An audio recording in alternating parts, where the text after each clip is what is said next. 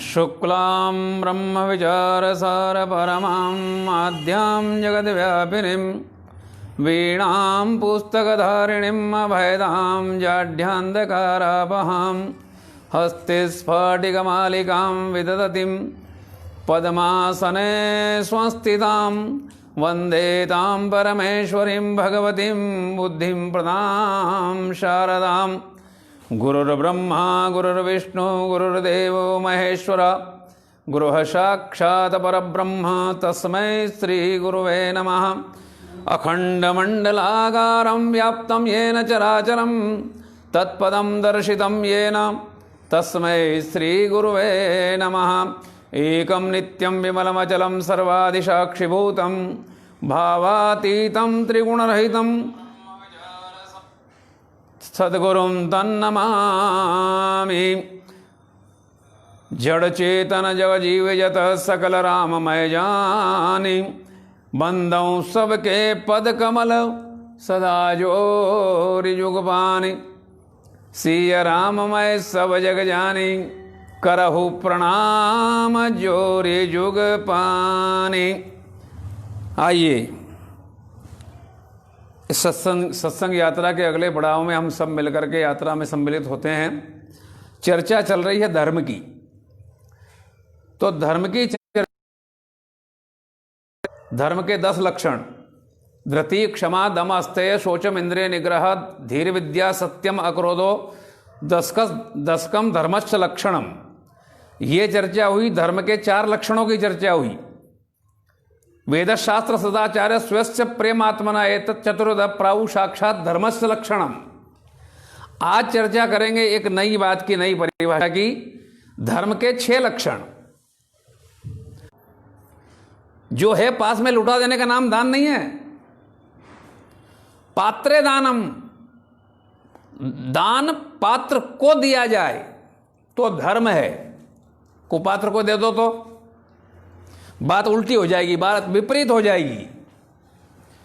अच्छा, पात्र जो वस्तु दान में दी जा रही है वो वस्तु भी पात्र हो और जिसको दी जा रही है वो व्यक्ति भी पात्र हो, वो धर्म है। भागवत में धर्म के 4 चरणों की चर्चा आई है। सत्य, शौच, तप, दान। वृषभ स्वरूप में धर्म का जब वर्णन आया तो 4 पैर होते हैं बैल के। एक चरण सत्य है, दूसरा चरण शौच है, तीसरा चरण तप है, चौथा चरण दान है। सतयुग में 4 चरणों में धर्म विद्यमान है। त्रेता में 3 चरणों में विद्यमान है। द्वापुर में 2 चरणों में विद्यमान है। लेकिन कलिकाल में केवल दान, ये एक ही चरण मात्र बचा है। लेकिन इस दान में बहुत बारीकी की जरूरत है। और ये बात शास्त्रकार कहते हैं कि पात्रे दानम, दान पात्र को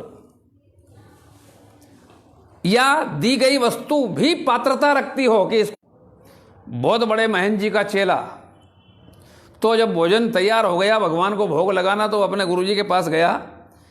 कहा, गुरुदेव ठाकुर जी का सिंहासन भंडारे में विराजमान कर दो ताकि वहां किसी प्रकार की कमी नहीं आवे, क्योंकि संख्या की तो कोई गिनती होती नहीं, तो ये कर दो। तो उन्होंने अपने चेले से कहा कि ठाकुर जी को विराजमान करो, और वो प्रणाम करते करते करते करते ठाकुर जी को भंडारे तक ले गया।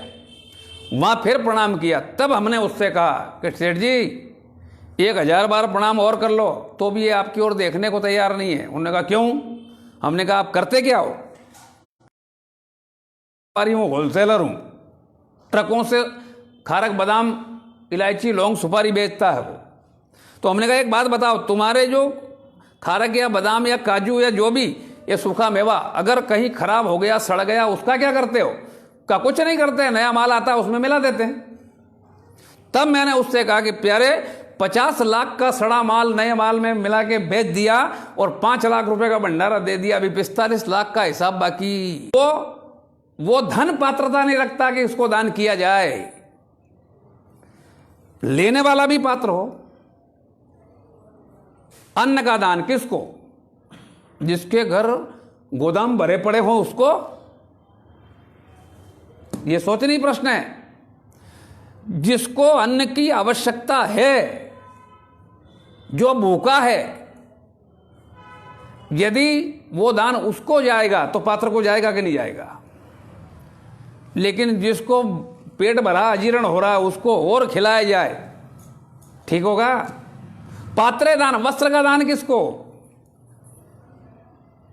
तो जिसके पास है नहीं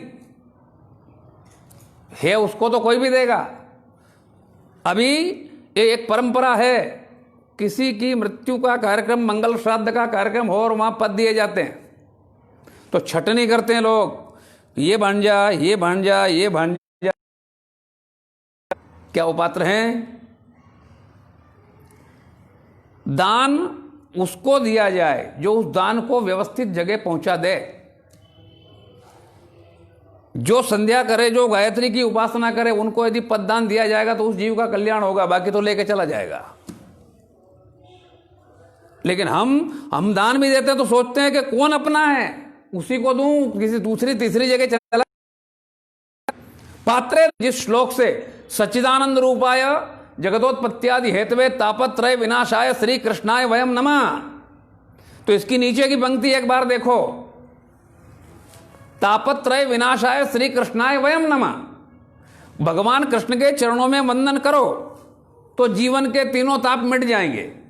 हमने वंदन किया कि नहीं किया? कृष्ण मंदिर में जाके, गोपाल मंदिर उज्जैन जाके, बांके बिहारी जाके प्रणाम करते ही दैहिक दैविक भी नहीं और सांसारिक चिंताएं तीनों एक पल में मिटती है। ऐसा व्यास का कथन है श्रीमद् भागवत के पहले श्लोक में महात्मा के। तापत्रय विनाशाय श्री कृष्णाय वयम नमः। तो कृष्ण कौन? हमने जिस कृष्ण के चरणों में प्रणाम किया, लेकिन परिणाम नहीं आया। नहीं तो क्यों नहीं आया? कृष्ण चार, उनका परिचय देखिए। चार कृष्णों का परिचय। कृष्णम नारायणम वंदे, कृष्णम वंदे व्रजप्रिय, कृष्णम देवायनम वंदे, कृष्णम वंदे प्रथासुता। चार की तो घोषणा नहीं हो रही है। तो किस कृष्ण में मेरी मति हो? किस कृष्ण के चरणों में प्रणाम करूं? वो कृष्ण कौन? उसका परिचय तो हो पहले। कृष्णम नारायणम वंदे, भगवान वैकुंठवासी नारायण का भी नाम कृष्ण है, उनको भी कृष्ण ही कहा जाता है। दूसरा, कृष्णम वंदे ब्रजप्रिय, वो तो सब जानते ही हैं जो ब्रज में हुआ। तीसरा कृष्ण, कृष्णम देपायनम वंदे, भगवान व्यास, उनका भी नाम कृष्ण है। भगवान व्यास का नाम बहुत बड़ा है। कृष्ण, देपायन, बाद नारायण, व्यास, आसपास सब उपाधि है, नाम तो देपायन है उनका, लेकिन कृष्ण उन्हें कहा जाता है। और चौथा कृष्ण है अर्जुन। अब इन चार में से वो कृष्ण कौन सा है जिसके लिए कहा गया कि मति कृष्ण, अपनी मति कृष्ण में स्थिर करो। वो कृष्ण कौन? भागवत कहता है कि उसके चरणों में वंदन करो, तेरे सारे ताप मिट जाएंगे। वो कृष्ण कौन? अच्छा चलो एक बात बताओ, शक्कर चीन घासलेट की दुकान पहुंच जाओ, मिलेगी?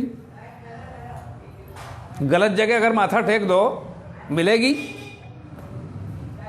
तो वो कृष्ण कौन? तो भागवत में तो परिचय दिया, हमारे समझ में ही नहीं आ रहा, उसका क्या करें?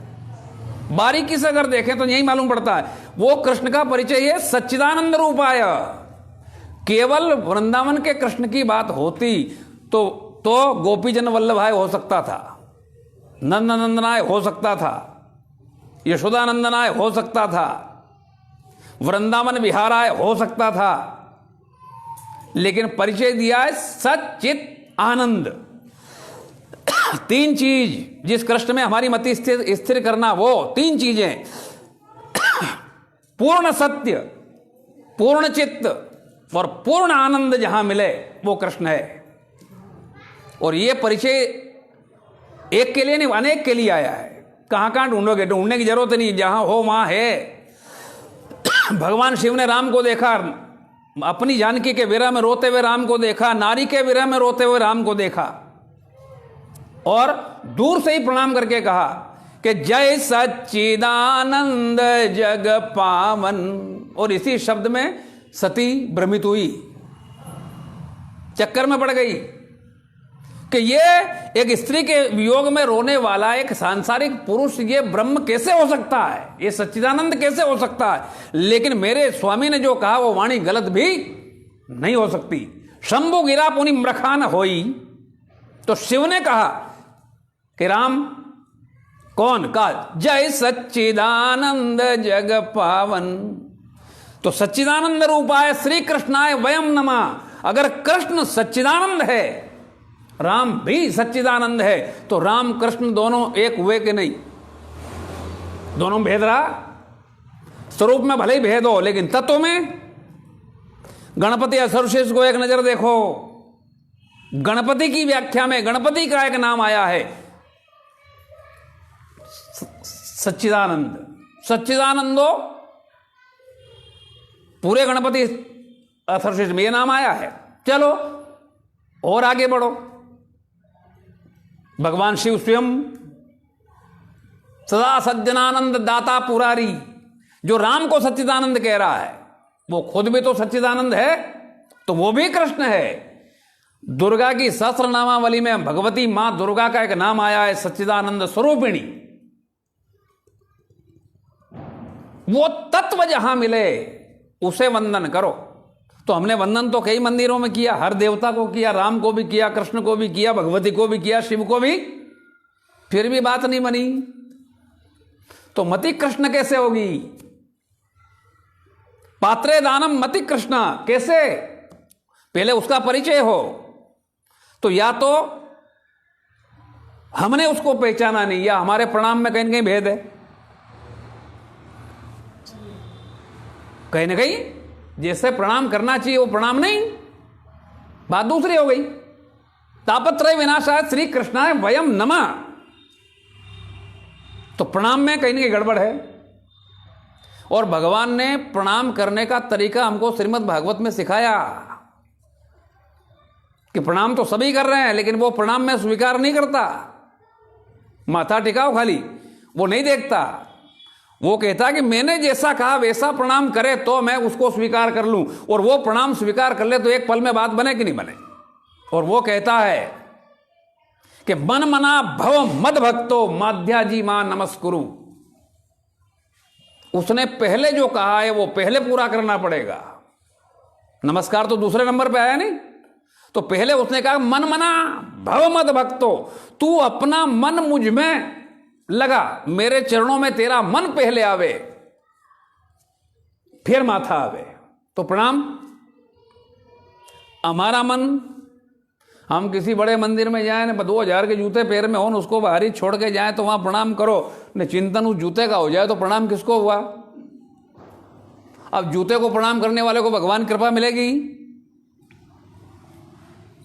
जिसका मन, जिसकी बुद्धि, जिसका चित्त, जिसका सब कुछ 2000 के जूते में लगा हुआ है, उसको भगवान मिलेगा? मति कृष्ण। कृष्ण की परिभाषा दूसरी है। कृषिर भूवाचको शब्दोर्णश्च निवृत्तिवाचक एत्योर्यक परब्रह्म कृष्ण इत्यभिधीयते। कृष्ण में शब्द को अलग करो तो एक तरफ कृष्ण है, कृष है, एक तरफ बणा है, दोनों को मिलाओगे तो कृष्ण बनेगा। कृष्ण शव हो जाएगा, क्योंकि चेतना तो है, लेकिन अदृश्य चेतना अगर किसी का सहारा नहीं लेगी तो क्रिया करने के योग्य नहीं है। इस शरीर में वही प्राण है, वही परमात्मा का अंश है, लेकिन ये शरीर है तो कुछ कर सकता है, अगर शरीर से बाहर निकल जाए तो दोनों मिले।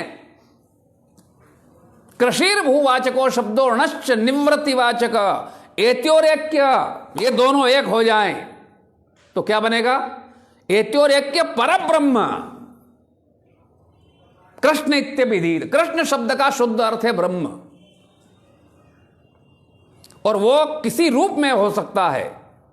हम कृष्ण के रूप में माने, हम राम के रूप में माने, हम दुर्गा के रूप में माने, शिव के रूप में माने, गणेश के रूप में माने, कोई खुदा के रूप में माने, कोई गुरु ग्रंथ साहब के रूप में माने, कोई यीशु के रूप में माने, कोई प्रकृति की कोई शक्ति के रूप में माने, लेकिन है तो तत्व।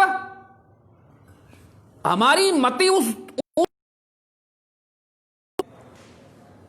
यहां भेद ही नहीं है। अरे सोना हमारे पास है तो जो रुचे वैसे आकार में ढाल करके आदमी पहनता है। किसी को चेन अच्छी लगे तो वो चेन ही पहनेगा, वो उसको जबरदस्ती अंगूठी पिलाओ पहनेगा? तो आकार का कोई मायना नहीं है, आकार तो कुछ भी हो सकता है, जिसमें रुचि हो वैसा आकार बनाओ, लेकिन कीमत सोने की है। और आज दुनिया में आकार के झगड़े हैं कि मैं तो परमात्मा का वाचक है, लेकिन उसका कभी आकार बन जाए। धन बहुत है पास में तो धन का अहंकार, धन के आकार में अहम आ गया तो अहंकार बनेगा। बल के आकार में अगर अहम आ गया तो अहंकार बनेगा, और वो मद की श्रेणी में आता है, विकार की श्रेणी में आता है। मैं तो परमात्मा का वाचक है। आज धर्म के नाम पे ये बात चल रही है, लेकिन तत्व सब में एक ही समाया हुआ है। उस तत्व में हमारी मति हो, संसार से हटे। पात्रे दानम, दान पात्र को हो, मति बुद्धि हमारी कृष्ण में हो। भागवत की कथा बहुत होती है आजकल, पहले की तुलना में। पहले केवल बरसात में होती थी और हर गांव में केवल एक कथा होती थी, आज तो पूरे साल होती है। और कहीं जाने की जरूरत नहीं, टीवी खोलो, एक चैनल खोलो तो 3 महाराज मिलेंगे। पर क्या परिणाम उसका सही आ रहा? सौनक ने पूछा सूत जी महाराज से, जहां से कथा शुरू हुई है, और प्रश्न पूछा, कथा नहीं पूछी। कथा तो कहनी पड़ी समाधान के रूप में। इहो घोरे कलो प्रायो जीवाश्च असुरताम गता। हे महाराज, इस घोर कलिकाल के प्रभाव से हर आदमी की हर बुद्धि तमोगुणी होती जा रही है, और तमोगुणी बुद्धि के कारण उसके कर्म दुष्कर्म होते चले जा रहे हैं। और सिद्धांत यह है कि कर्म प्रधान विश्व रचि राखा, जो जस करई तस फल चाखा, अवश्यमेव भोक्तव्यम कृतम कर्मम शुभाशुभम। कुछ भी कर डालो, किए कर्म का फल तो भोगना ही पड़ेगा। तो जब दुष्कर्म होंगे तो उसके जीवन में दुख आएगा, और उस दुख से हर प्राणी आक्रांत है, दुखी है। तो सूर्य जी ने कहा, करना क्या? कहा, महाराज एक काम करो, ऐसा कुछ उपाय बताओ कि हमारे अंदर से तामसी वृत्ति समाप्त हो जाए। जब वृत्ति सात्विक हो जाएगी, सोच हमारी शुद्ध हो जाएगी, विचारों की शुद्धि हो जाएगी, तो कर्म की शुद्धि अपने आप ही हो जाएगी। और शुद्ध कर्म हो जाएगा तो परिणाम भी शुद्ध ही। जड़ से दुख की जड़ को काटने का उपाय पूछा है, और उसी के उत्तर में श्रीमद् भागवत का पूरा वाचन हुआ। तो मूल में, केंद्र में तो प्रश्न यही रहेगा, नहीं, जिज्ञासा तो यही थी। पर इतनी कथाएं होने के बाद भी किसी के हृदय का कलुष दूर हुआ? क्योंकि हमारा मन वहां तक पहुंचा ही नहीं। हमने भीड़ जरूर बढ़ाई, पर हमारा मन, और दोनों तरफ से कुछ फाल्ट हुआ, वक्ता की तरफ से भी और श्रोता की तरफ से भी। वक्ता के लिए आया है कि बिना किसी अपेक्षा के अपना कर्तव्य मान करके, और समाज को दिशा निर्देश कथा के माध्यम से दे। आज का तो पहले ही सोच के बैठता है कि इतना मिले, बात खत्म हो गई। श्रोता कैसा? मनोदोषे जयस्येव कथायाम अचलाम मति। मन के दोषों पर विजय प्राप्त करके कथा में मति को स्थिर कर दे, तो कथा का नतीजा देखो। परीक्षित ने एक ही बार सुनी, हम रोज सुन रहे हैं, उसको नतीजा एक ही बार में आया। हमको ना आया, ना आने की संभावना। धुंधुकारी ने मरने के बाद सुनी, परिणाम आया और गया। और मां सुनने वाले तो बहुत थे। धुंधुकारी जब सुन रहा था बांस में बैठ करके, एक एक गांठ टूटती चली गई, ऐसी कथा है। और 7वें दिन उसको दिव्य विमान में बैठ करके बैकुंठ ले जाया गया। तब गोकर्ण ने पूछा था कि भगवान, इसको किस पुण्य का परिणाम है कि बैकुंठ की प्राप्ति हो रही है? कहा, इसने कथा का श्रवण किया। उसने कहा, कथा तो बहुत लोगों ने सुनी है, सबके लिए विमान क्यों नहीं आया? एक अकेले के लिए का श्रवण भेद से फल भेद हो गया। मनोदोषे जय सेवा कथायाम अचलम, कथा में अचल मति या पात्रे दानम मति कृष्ण, परमात्मा में हमारी मति स्थिर हो। अहिल्या, अहिल्या की कथा बड़ी निराली है। अहिल्या संशय पैदा करती है। अहिल्या कथा यह कि गौतम की पत्नी अहिल्या को जब इंद्र ने देखा तो मोहित हो गया और चंद्रमा को उसने कहा कि तू मेरा साथ दे, और आधी रात में जाके मुर्गे के रूप में चंद्रमा ने वाग लगाई। ये कथा सब जानते हैं। और गौतम गंगा स्नान के लिए जाते थे, नियम था उनका ब्रह्म मुहूर्त में, कमंडल उठाया चले गए, और इंद्र गौतम के रूप में उस कुटिया के भीतर गया अहिल्या के पास। गंगा ने सचेत किया गौतम को कि तेरे साथ धोखा हो रहा है, वापस लौट। और जब वो लौट के आए और इंद्र गौतम के रूप में बाहर निकला, गौतम ने अहिल्या को श्राप दिया, इंद्र को श्राप दिया, चंद्रमा को भी, और इंद्र लौट करके स्वर्ग चला गया। अब जरा सोचना, क्या इंद्र ने छल से अहिल्या का बलात्कार किया? मानते तो यही हो नहीं? पूरी दुनिया मान रही कि नहीं मान रही? मैं नहीं मानता, क्योंकि प्रमाण यहां मौजूद है। यदि इंद्र ने छल से किसी ऋषि पत्नी के साथ इतना बड़ा धोखा करके और उसके साथ जबरदस्ती की होती तो स्वर्ग वापस लौट नहीं सकता था। एक प्रमाण पहले राजा नहुष जब इंद्रासन पर बैठे तो पूर्व पत्नी इंद्र की जो थी उस पर मोहित हुआ, उससे भोगने की सोची तो अजगर बन के गिरा। जो केवल सोचने मात्र से स्वर्ग से नीचे गिर सकता है, तो जिसने अहिल्या को भोगा होगा वापस जा सकता है। और अगर वो वापस गया है तो यह माना जाएगा कि उसने अहिल्या को छुआ भी। सोचना पड़ेगा कि नहीं? और मैंने पिछली बार भी कहा था कि यूं ना उंगलियां उठाया करो, खर्च करने से पहले कमाया करो। अहिल्या को लोगों ने बदनाम कर दिया कि अरे ये इंद्र को बदनाम किया। हाँ, घटना जरूर हुई, लेकिन इसको तरीका दूसरा है समझने का। अहिल्या है बुद्धि, और बुद्धि व्यभिचारिणी होती है, कभी इधर कभी उधर, कभी हमारा इष्ट ये, कभी इष्ट वो, कभी बदलते रहता है कि नहीं? धन चाहिए तो लक्ष्मी की पूजा करो, ये करना है तो ये करो। ये भक्ति का भी व्यभिचार है, साधना का। इष्ट हमारा एक हो। और यदि ऐसी बुद्धि व्यभिचारिणी है जो बार बार बदलती रहती है, तो सच्चा गुरु जो होगा, गो तम, तम मने अज्ञान, गो मने इंद्री, हमारा इंद्री जनित अज्ञान जो हटा दे, और नहीं हटे तो जबरदस्ती हटा दे, प्रताड़ना दे के भी हटा दे। तो अहिल्या को जड़वत किया है, स्थिर किया है, मति कृष्णा। और जब उसकी मति स्थिर हो गई तो राम आए कि राम के पास वो गई? सोचना जरा। और राम जाते नहीं, लेकिन उसकी उस स्थिर मति के परिणाम में विश्वामित्र जी उसी रास्ते से लेकर के गए जिस रास्ते में उसका आश्रम पड़ता है, और वकालत अलग की, और वहां जाकर के वो मुक्त हुई। पात्रे दानम मति कृष्ण, ये धर्म के लक्षण है। पात्रे दानम मति कृष्णम मात्र पित्रोर्य पूजनम, खाली सेवा करना नहीं, पूजा करो।